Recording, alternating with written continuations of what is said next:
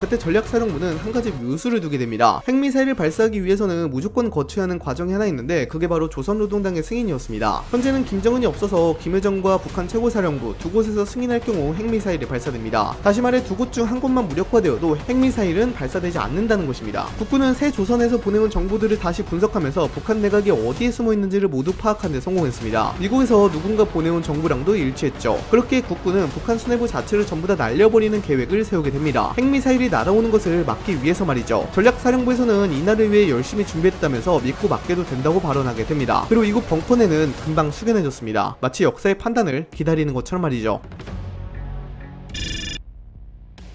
국군은 북진에 앞서 북한의 핵무기를 제거하고자 했습니다. 북한 핵무기는 그 존재만으로 국군에게 큰 위협입니다. 그렇게 북진하기 전에 제거해야 했죠. 한국은 오랫동안 북핵 무력화 전략을 생각하고 있었습니다. 처음에는 핵시설이나 핵미사일을 공격할 일을 제거할 생각을 하고 있었습니다. 하지만 시간이 흐르면 흐를수록 북한의 핵투사 수단이 다양해지고 많아지다 보니 이것이 현실적으로 힘들어지게 되었습니다. 당장 북한이 보유한 지대지 탄도미사일만 하더라도 수백 수천 개에 달합니다. 이동식 발사대도 수백 개에 달하고요. 북한 전역에 있는 핵무기 투사 수단을 100% 전부 없애는 것은 사실상 불가능했죠. 핵무기 투사 수단 중 단 한 개라도 살아남아 한국의 핵무기가 터지게 된다면 한국으로서는 그 피해가 감히 감당하기 어려울 정도의 피해일 테니까요. 그래서 생각을 달리했습니다. 핵무기를 없앨 다른 방법을 말이죠. 핵무기 공격 수단을 없애지 못한다면 핵무기 공격 명령을 내리는 사람을 제거하면 되는 것이었습니다. 북한의 핵공격 시스템은 많이 알려지지 않았지만 김정은과 국방성에서 승인하게 될 경우 발사되는 시스템입니다. 근데 현재는 김정은이 없어서 그 핵 공격 권한을 김여정이 물려받게 되었습니다. 여기서 김여정이나 국방성 둘 중 한 곳만 없어도 핵무기를 공격할 수 없게 되죠. 여기서 주목할 만한 점은 김정은이 유구 상황일 때 자신이 갖고 있던 핵공격 권한을 다른 사람이 가질 것을 우려하였다는 것인데요. 이것이 한국에는 크나큰 도움이 되었습니다. 김정은의 유구 상황 시 북한 수뇌부 7명과 국방성이 모두 핵공격에 승인해야지 핵이 날아가는 시스템이었거든요. 즉 여기서는 김여정이 사망하게 되면 북한 수뇌부 7명과 국방성이 모두 핵공격에 승인되어야 하는데 이렇게 되면 한 명이라도 반대하면 핵무기가 무력화가 됩니다. 국군은 바로 이 점을 노렸습니다. 북한 수뇌부를 제거한 뒤 북한 수뇌부 7명 중 일부를 제거하여 핵무기를 무력화하자는 생각을 가지게 된 것이었죠. 마치 이스라엘이 헤즈볼라와 이란에 보여주었던 전략과 비슷한 방식으로 전개가 된 겁니다. 이렇게 되면 북한 수뇌부가 없어짐으로써 좀 더 원활한 군사작전을 진행할 수 있게 되고요. 무엇보다도 백두혈통이 아닌 새로운 세력을 북한의 지도자로 앉힐 수 있는데 쉽게 됩니다. 국군은 아주 오랜 기간 이것을 준비하고 있었죠. 즉 북한 수뇌부 전체를 없애는 참수작전을 진행하는 것이죠. 현재 한국은 한국형 대량 응징 보복 전략, 즉 KMPR이라는 전략을 수립하여 있습니다. 이 전략은 핵공격 징후 발생 시 평양 일부 지역을 없애버릴 정도로 포격하는 응징작전 능력을 확보하고 북한의 전쟁 지휘부를 제거하는 전략입니다. 그래서 한국이 오랜 기간 참수부대를 키우고 저공 침투가 가능한 특수수송기와 몇백 미터의 땅굴과 벙커에도 공격을 가할 수 있는 미사일을 만든 이유가 다 이런 이유였죠. 현재 미국의 도움과 한국의 정찰 자산을 활용하여 전쟁 지휘부가 숨을 만한 지역을 어느 정도 추린 상태였습니다. 특히 세조선에서 받은 정보와 특전사에서 받은 정보를 모두 종합하니 대략적인 위치를 파악하는 데 성공했죠. 특히나 김여정의 위치를 찾는 데 열중이었는데요. 북한 국방부 청사와 조선노동당 중앙위원회 본부 청사 둘 중 한 곳이었죠. 이 두 개의 건물에는 모두 지하 벙커가 있었고 설치된 벙커는 순천공항과 남포항, 묘양산으로 연결이 되어 있었습니다. 무엇보다도 유사시를 대비해 야전지휘소와 예비지휘소, 야전군 병원이 설치되어 있었는데요. 이곳을 타격하면 앞으로의 국군의 전쟁 수행에 있어서 큰 도움이 될 것입니다. 북한 수뇌부를 제거하는 것은 물론이고 북한이 전쟁을 수행하는 데 있어서 필요한 자산을 날리는 것이었으니까요. 국군은 단 한 번에 북한의 수뇌부를 제거해야 했습니다. 한치의 실수도 있어서는 안 됐죠. 다행스럽게도 우리 국군에는 다양한 타격 수단이 존재했습니다. 국군은 오랫동안 준비한 작전을 수행하고자 했는데요. 여기는 사거리 300km의 현무2A, 500km의 현무2B, 사거리 1000km의 순항미사일 현무3 등 가용 미사일 자원이 총동원되었습니다. 현무계열 미사일은 2000발이 넘어서 상당 수준의 응징 보복을 할 수 있었죠. 이 작전의 주가 되는 미사일은 바로 현무5 미사일과 타우러스 미사일, GBU-28 벙커버스였습니다. 현무5 미사일의 경우에는 탄두 중량만 8에서 9톤 정도의 미사일이었고요. 타우러스 미사일의 경우에는 앞부분에 배치된 성형 작약탄이 먼저 폭발해 구멍을 뚫고 후방에 긴 관통자형 탄두가 더 밀고 들어가서 폭발하는 형식으로 벙커버스트의 역할을 충실히 하고 있습니다. GBU-28 미사일도 마찬가지였죠. 국군은 수십, 수백 발의 미사일을 한꺼번에 평양으로 날리기로 결심합니다. 그리고 그와 비슷한 시간에 북한 방공부대에 혼선을 주기 위해서 원산, 남포, 신포, 길주, 청진, 의주 지역에 미사일을 같이 보내게 됩니다. 한 발의 미사일이라도 더 평양에 꽂히기 위해 혼선을 준 것이었습니다. 한편 같은 시간에 한국의 참수부대와 미국의 델타포스 부대도 평양으로 저공 침투에 나서기 시작했습니다. 오랜 기간 이날을 위해 준비하고 있었죠. MC-130과 같은 특수연 수송기 전투기, 악천후 침투 능력이 가능한 MH-47 특수전 헬기 등의 침투 수단을 활용했고요. 미국의 도움을 받아 각종 정보와 정찰 차산을 계속 운용했습니다. 이 참수부대들은 미사일 폭격 이후 평양에 침투하여 핵심 요원과 무기 및 시설을 제거하고 가능하다면 핵가방까지 탈취하는 것이 목표였습니다. 이미 한국은 오래전부터 참수부대를 만들고 있었죠. 제13특수임무여단이 바로 그 부대였습니다. 아주 강도 높은 훈련을 전개한 부대였죠. 그리고 평양으로 침투했습니다.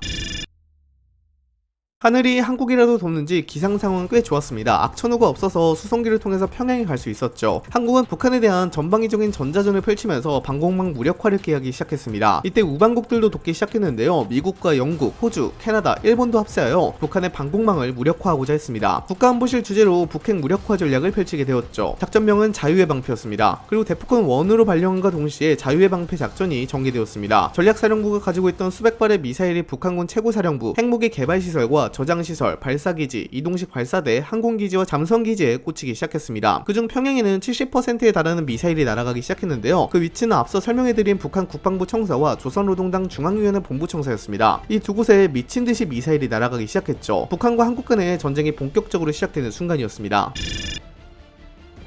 특히나 공대지 순항미사일 타우러스 미사일의 위력이 강력했는데요. F-15K 전투기에 장착된 타우러스 미사일은 400km를 날아가서 조선노동당 본부 청사 한가운데를 정확히 발사합니다. 최고속도 시속 1163km, 최대 사거리는 약 500km로 한반도 남쪽 상공에서 발사해도 평양의 핵심 목표를 15분 만에 정밀 타격할 수 있는 엄청난 미사일이었죠. 심지어 이 타우러스 미사일은 스텔스 기술이 적용되어 있어서 북한 레이더망에 걸리지 않았습니다. 물론 북한 전파교란 상황에서도 목표물 반경 3m 이내로 정확히 타격할 수 있었죠. 이 타우러스 미사일이 조선노동당 본부청사 지하 벙커까지 뚫고 들어간 데 성공하면서 북한의 주요 요인 여러 명을 사살시키는 데 성공했다고 합니다. 평양 주민들은 융단 폭격을 받습니다. 건물 몇 채가 몰려있는 좁은 공간에 1, 2분 사이에 폭탄 수십 발이 떨어졌죠. 가까운 거리에 있던 사람들은 지진으로 오인할 만큼 강력한 충격을 지축을 늘렸습니다. 평양을 폭격하는 데만 200발의 미사일과 폭탄이 사용된 것으로 알려졌습니다. 특히 한국 공군은 F-15K 전투기로 평양을 그야말로 융단 폭격했는데요. 한국 영토 내에서 미사일을 발사해 평양으로 향하게끔 했습니다. F-15K 전투기 25대가 그야말로 융단 폭격으로 조선노동당 본부청사와 국방부 청사를 지도상에 없애버렸으니까요. 또한 지상에서 발사하는 무기 중에는 전술 탄도미사일 KTS과 현무 시리즈도 평양을 불바다로 만들어버렸습니다. 한국은 스스로 알을 깨려고 한 적이 없었습니다. 그런데 이제 그 알을 스스로 깨고 나오기 시작한 것이었죠. 한국에서 발사하는 미사일들이 평양 등 주요 도시에 정확히 타격하기 시작하면서 북한 주요 도시는 불타기 시작했습니다. 그와 동시에 한미연합특수부대는 평양에 공수하는 데 성공했는데요. 한미연합특수부대가 발견한 장면은 그야말로 충격적이었습니다. 미사일과 폭탄으로 인해서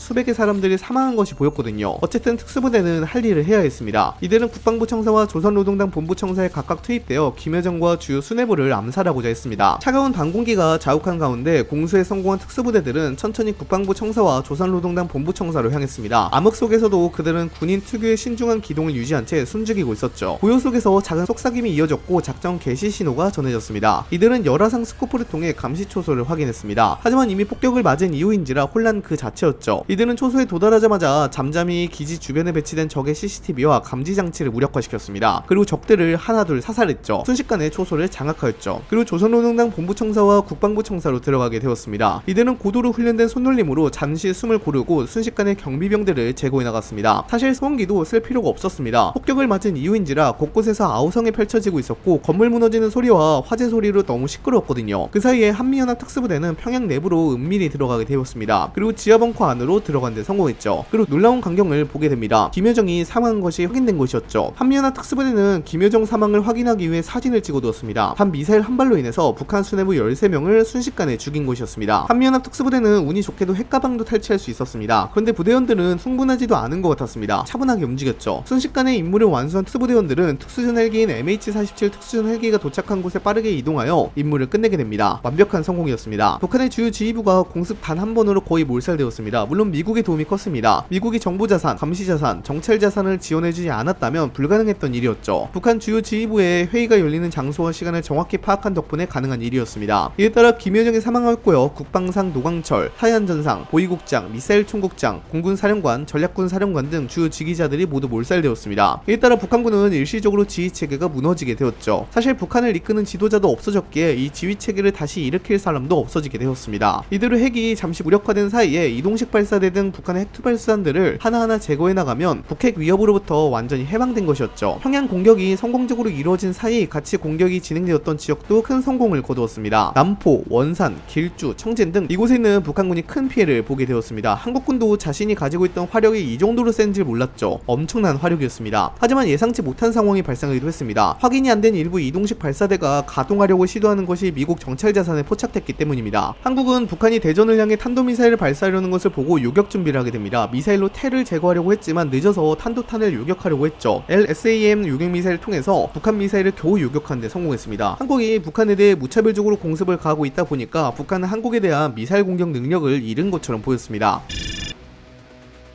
한편 북한도 그냥 막기만 하진 않았습니다. 평양과 주요 도시에 대한 대규모 공습이 전개된 이후 전방부대에 있는 북한군도 지휘체계가 무너진 것을 보고 갈팡질팡을 하다가 결국 한국에다가 공격을 가했거든요. 특히 연평도와 전방지역에서 피해가 극심했는데요. 연평도에서는 북한이 드론과 포사격을 통해서 연평도를 쑥대밭으로 만듭니다. 거센 폭발음이 바다를 울렸는데요. 북한군의 포격이 갑작스럽게 연평도를 향해 날아들었습니다. 불과 몇 초 만에 해병대 대원들은 포진지에 직결했는데요. 다행스럽게도 이미 준비하고 있었기에 북한군의 공격에 대응할 수 있었습니다. 포탄이 비처럼 쏟아지며 사방에서 폭발음이 들려왔습니다. 해병들은 바닥에 엎드려 머리를 숙인 채 재빠르게 사격 지점을 분석하고 대응 포격을 준비했습니다. 포대는 이미 좌표를 입력하고 포탄을 장전했죠. 북한군의 포격으로 인해서 섬 전체가 진동했습니다. 해병대는 낯선 공포를 억누른 채 북한군을 향해 대응 포격을 가하기 시작했습니다. 그런 와중에 북한의 공격은 여기서 멈추지 않았습니다. 작은 불빛들이 서서히 떠오르기 시작하더니 북한의 정찰, 공격용 드론들이 일제히 연평도를 향해 날아들고 있었죠. 해병대의 방공부대들은 즉각 이를 감지하고 드론의 이동 경로를 추적하기 시작했습니다. 드론들은 각기 다른 고도에서 연평도를 넘나들며 위협을 가했습니다. 방공부대들은 긴장이 가득한 손으로 방아쇠를 당기기 시작했죠. 발사된 포탄이 하늘을 가로지르며 드론과 충돌하기 시작했는데요. 몇 대의 드론은 포탄에 맞아 불꽃을 내뿜으며 떨어져 나갔으나 몇 대는 방공망을 뚫고 섬에 점점 가까워지며 공격을 이어나갔습니다. 연평도는 지옥 그 자체였습니다. 해병대들은 어떻게든 드론들을 요격하고 있었습니다. 소총으로 대공화망을 구성하기도 했고 기관총으로도 요격했죠. 북한은 그런데도 포격을 멈추지 않았고 드론도 계속해서 날아오고 있었습니다. 연평부대는 어떻게든 연평도를 지키고자 했죠.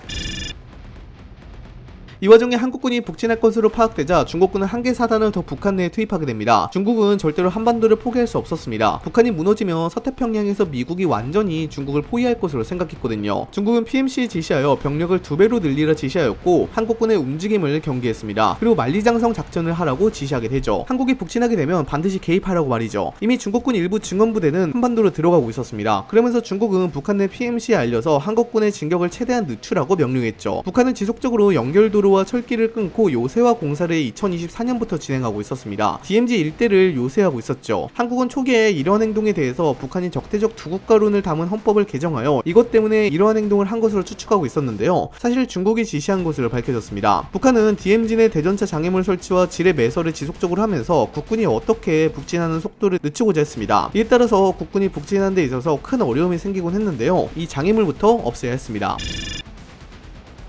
이곳은 파주입니다. 이미 북한군의 포격을 받아서 많이 폐허가 된 모습이었습니다. 파주는 제1사단이 위치한 곳이죠. 제1사단은 진작에 북진 준비를 마친 상태였습니다. 현재 한국의 작계는 방어 후 미군과 함께 북진하는 작계 위주로 되어 있습니다. 그런데 현 상황에 맞추어 작계를 다시 싹 다 고치게 되었죠. 모든 참모진이 밤을 새우며 만든 작계였습니다. 제1사단은 무언가 자신이 있다는 모습이었습니다. 그리고 북진 명령만 기다리게 되죠. 그때였습니다. ATCS와 무전교신을 통하여 명령이 하달된 것이었습니다. 바로 북진 명령이었죠. 작전명 분단의 종원이었습니다. 제1사단장은 한치의 망설임도 없이 무전기를 집어들고 전선에 있는 모든 여단 지휘관에게 명령을 전달했습니다. 각 여단은 지정된 목표에 대해 일제히 공격을 개시하라고 지시합니다. 제11보병여단은 서축을 돌파하고 제12보병여단은 정면으로 개성 진입을 시도하며 제15보병여단은 동축 우회를 통해 기동을 시작하라고 지시하였죠. 포병여단은 적의 GOP 및 군사시설을 초토화하며 보병이 진입할 통로를 확보하는 것이었습니다. 1사단의 임무는 개성 돌파 그리고 평양으로 가는 전진 기지를 만드는 것이었죠. 제1사단장은 말을 쏟아낸 뒤 잠시 한숨을 푹 쉬어댔습니다. 아무래도 이 작전으로 인해 적지 않은 피해가 생길 것을 생각해서 그런 듯합니다. 1사단장은 십자가를 지고 있었습니다. 신이라도 믿으며 현재의 불안감을 떨쳐내려고 한 것이었죠. 그리고 다시 지시했습니다. 각 기동로에 북한군의 저항이 강할 것으로 예상되니 제11보병여단은 교차 화력을 유지하고 서축에서 예상되는 적 기갑부대 출현에 대비하고 제12보병여단은 정면 돌파 작전을 수행하되 포병의 화력 지원을 최대한 활용해 돌파 구간을 유지하라고 지시합니다. 제15보병여단은 적의 우회 저지부대를 섬멸하여 동축을 확보하라고 지시했죠. 제1사단의 포병여단들은 즉각적으로 북한에 대한 포격을 대규모로 실시하게 됩니다. GOP와 북한의 군사시설들이 모조리 파괴되는 순간이었습니다. 발사라는 구령과 함께 K9 자주포에서 포탄이 연이어 발사되었고 포탄들은 하늘을 가르며 개성을 향해 날아갔습니다. 그들이 목표로 한 지역은 북한 GOP와 군사시설들이 밀집된 곳으로 포병대의 집중 포격은 개성 방어선을 무너뜨리는데 큰 역할을 할 예정이었습니다.